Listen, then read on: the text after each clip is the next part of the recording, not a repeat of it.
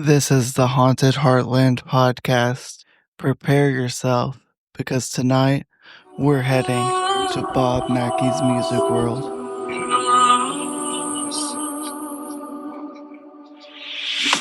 Shadows creep where the old road's been.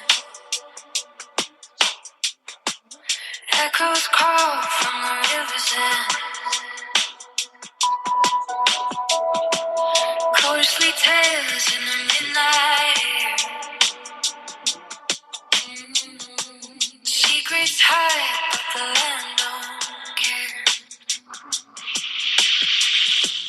Whispers rise from the hollow ground. Footsteps fade with no trace or sound.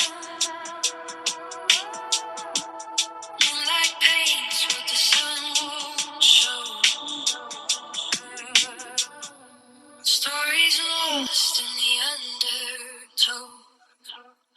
You're listening to Haunted Heartland, where the past wanna go up its head. Every voice in the wind's a ghost. Every step is a haunted host.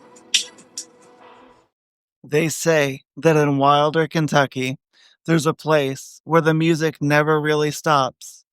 Even after the bar closes, even after the last couple stumbles out into the parking lot, even after the jukebox falls silent and the neon flickers off. Something else keeps playing there, something older, something that doesn't need speakers or a stage.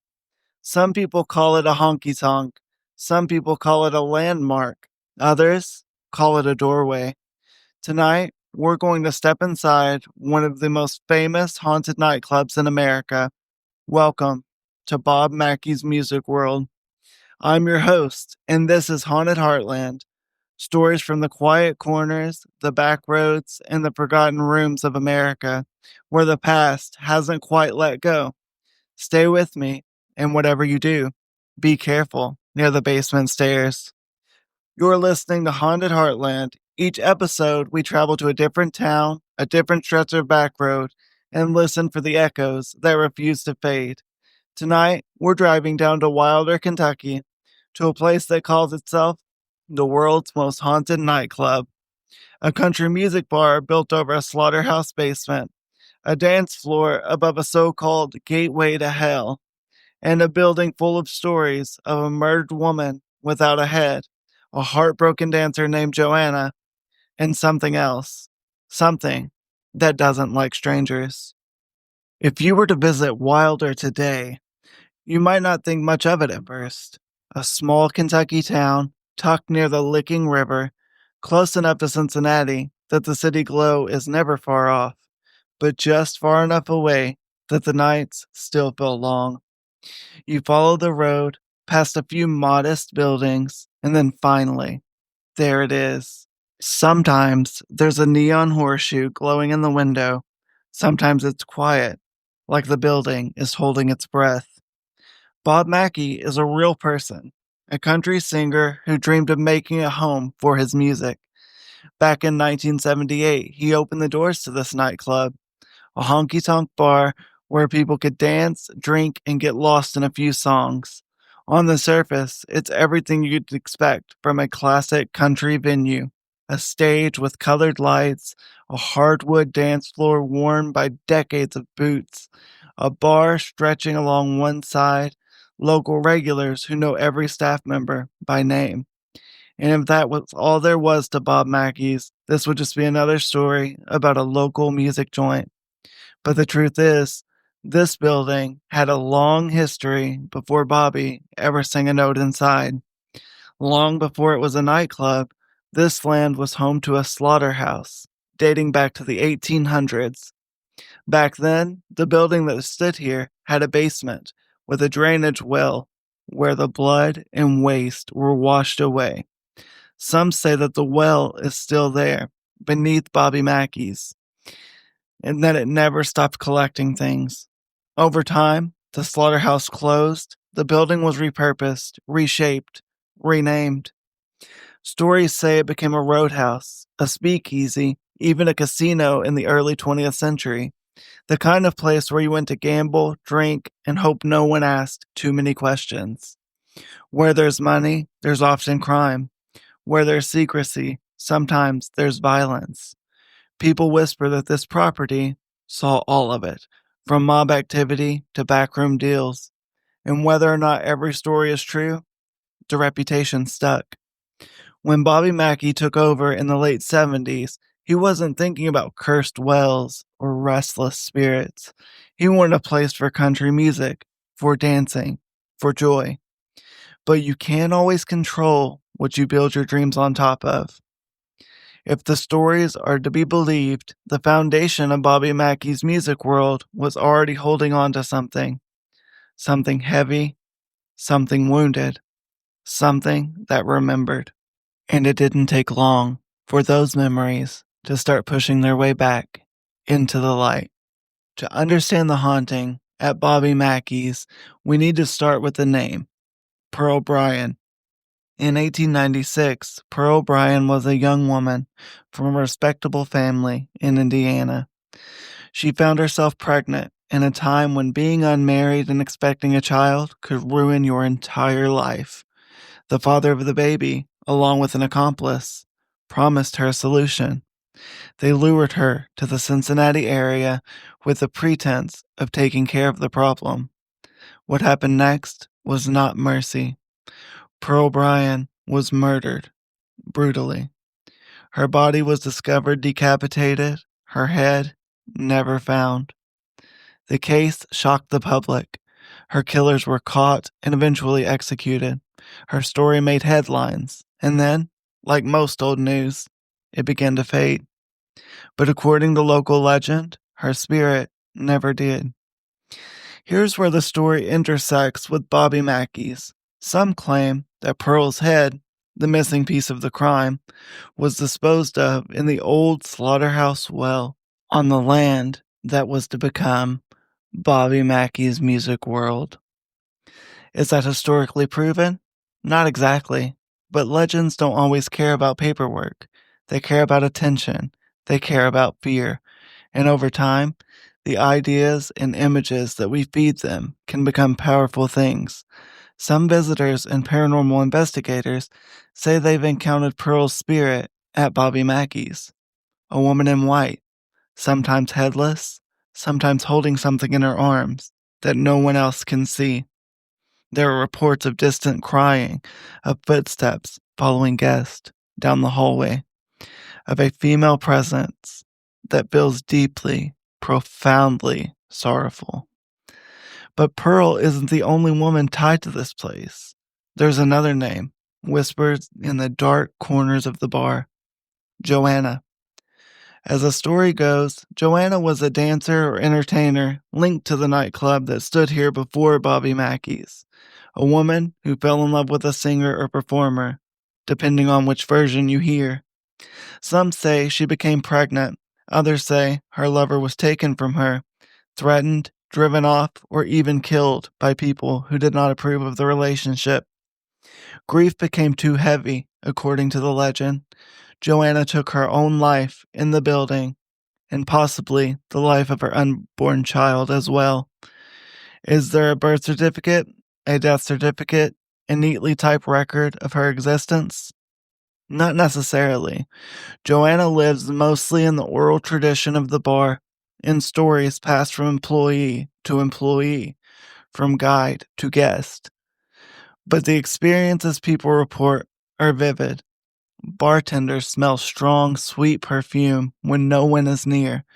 Patrons feel a soft hand on their shoulder, only to turn and find no one behind them.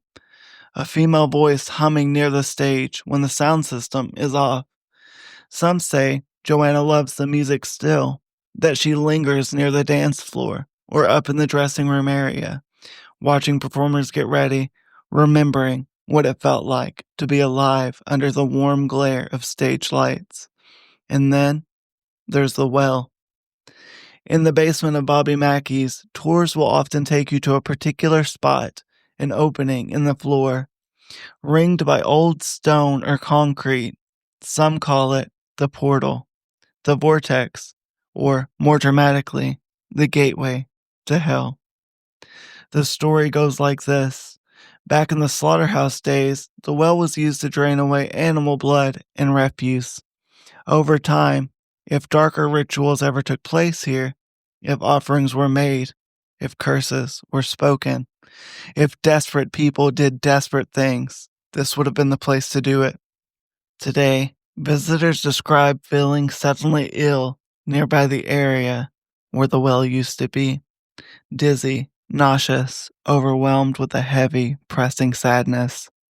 Some investigators have claimed that growls, disembodied voices, and shadowy figures have been seen near the well. Is it a true gateway, or is it just a hole in the ground with a lot of stories poured into it over the decades? Maybe it's something in between. Maybe when enough violence, fear, and grief pool in one place, when enough people believe that it's a spot that is cursed, the air really does change. It becomes heavy, charged, alive with suggestion. Whether you see the well as a place of haunted architecture or a symbol of everything that's happened on this land, it has become the beating heart of the legend of Bobby Mackey's music world. It would be easy to dismiss all of this as old folklore, echoes from another time. But the strangest stories aren't always from 100 years ago. Many of them come from modern staff and visitors. Let's start with the employees. Imagine closing the bar late at night. The music has stopped, the floor has been swept, and the last of the regulars has gone home. You're closing the register, maybe humming to yourself. The building feels big and hollow, like it's remembering that it used to be something else before the neon. You turn off the lights in one room, walk down the hallway, and just as you reach for the next switch, you feel a shove between your shoulder blades. Not a breeze, not a slip, a deliberate, solid push. There are employees who swear they've been pushed, scratched, or even momentarily held in place by unseen hands. Others have heard heavy footsteps walking above them when they know the building is empty. Country music drifting softly from nowhere, the echo of a song that isn't actually playing. Guests have their own stories. Some say they've seen shadow figures on the edges of the dance floor, not just vague shapes, but forms that move with purpose, only to vanish when you turn toward them. Others report full body apparitions, a woman in period clothing standing near the bar, then disappearing. A man with old fashioned suspenders seen for a split second in a mirror behind the counter. There are stories of people feeling sudden waves of nausea or panic near the stairs to the basement, as if something unseen doesn't want them to go down. Paranormal investigators who visit the club often perform EVP sessions, electronic voice phenomena, where they ask questions into the silence and later review recordings to see if anything answered. Some claim to have captured voices whispering things like, "Get out," "I'm here," or just a name, spoken once, with startling clarity. Now, are all of these recordings proof? Not necessarily. Audio pareidolia, the tendency to hear patterns and words in random noise, is a real thing. But for the people who were there, who felt the hairs rise on their arms at the exact moment that a voice seemed to answer, it's hard to write off as coincidence. And then, there's one of the most disturbing stories of all, the tale of a caretaker who may have become possessed. According to the legend, a former caretaker of the building began experiencing increasingly intense phenomena. He reported hearing angry voices, feeling threatened, and seeing things in the shadows that no one else could see. Over time, his behavior reportedly changed. He became more volatile, withdrawn. Some accounts say that during one particularly intense episode, it seemed as if something was speaking through him. A different voice, a different manner, as if he wasn't completely in control. The story goes that religious help was eventually sought. a priest brought in to perform some kind of blessing or exorcism. Whether you believe that something truly demonic had attached itself to him, or whether the stress and fear simply led to a psychological break, the result was the same. People came away convinced that something in Bobby Mackey's basement is not just sad or restless, but hostile. And yet, despite all of this, the shoves, the voices, the apparitions, the exorcism story, the bar still opens, the music still plays, and people still dance. Whatever's there, if anything is there at all, has learned to share the space, at least most of the time. So, what does Bobby Mackey himself think of all this? The man whose name is on the sign, the country singer who built his dream on top of this strange, storied foundation? Interestingly, Bobby has often described himself as a skeptic. He doesn't fully embrace the haunted reputation of his club. He's acknowledged the stories, the employees' experiences, and the investigators who visit. But personally, he isn't eager to call it proof. He's been quoted with a line that has become almost as famous as the hauntings themselves. I don't believe in ghosts, but they believe in me. In a way, that sentence captures the tension at the heart of Bobby Mackey's music world. On one level, it's just a bar, a place for live country music, for dancing, for people to celebrate birthdays, bachelorette parties, or just the end of a long week. On another level, it's becoming a pilgrimage site for paranormal enthusiasts, a place they've seen featured on TV shows, documentaries, paranormal podcasts. For some visitors, the ghosts are the main attraction. The music is just part of the ambience. Bobby even wrote a song inspired by one of the stories, Joanna. In it, he imagines the voice and sorrow of the spirit said to haunt his club, turning a dark legend into melody.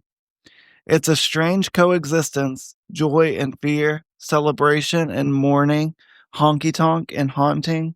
And Bobby Mackey, standing at the crossroads of all that, a man who built his dream on land filled with nightmares. So what do we make of all of this? Slaughterhouse basement, a missing head, a tragic dancer, a well that might be a portal, staff who won't go into certain rooms alone, guests who leave convinced that they've been touched by something that they can't explain. Maybe Bobby Mackey's music world really is one of the most haunted places in America. Or maybe it's something else. Maybe it's a mirror. Maybe places like this reflect back our deepest anxieties and hopes about death, about justice, about the things we've done that can't be undone. We're drawn to sites like these for reasons that we don't always admit.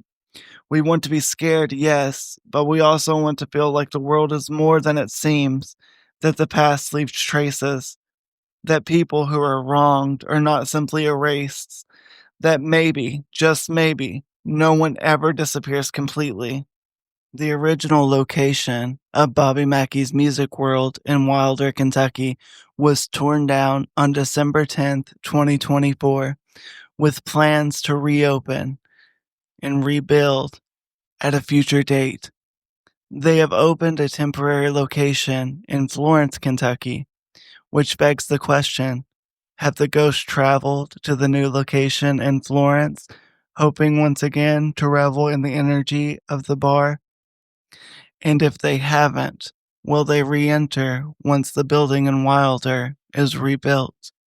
The truth is, we may never know for sure, but in the heartland, in little towns like Wilder, Kentucky, there are buildings like this one, places where music and memory, joy and tragedy, the living and the dead, all seem to overlap for just a moment.